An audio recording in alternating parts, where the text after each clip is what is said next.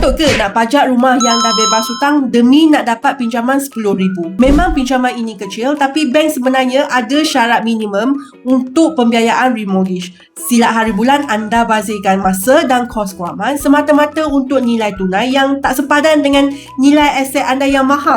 Akhirnya nanti bukan ketenangan yang dapat, tapi poket anda makin berdarah sebab kos-kos proses ini. Save dan like dulu sebab Melissa nak bagi satu manfaat. Pada tahun 2026 ni, kebanyakan bank menetapkan pembiayaan minimum bermula dari RM50,000 sehingga RM100,000 bagi pembiayaan rumah. Ini kerana bank perlu pastikan margin keuntungan mereka seimbang dengan kos penilaian dan pemprosesan peguam yang perlu dilakukan semula.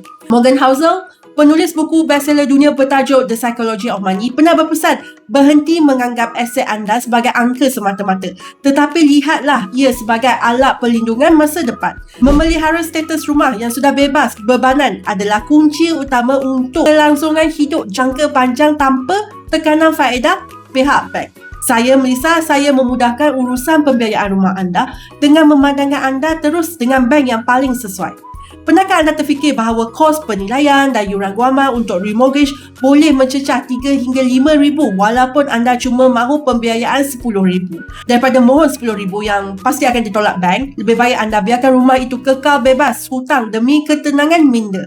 Mengusik geran untuk amount yang terlalu kecil hanya akan merugikan. Follow Melissa for more tips.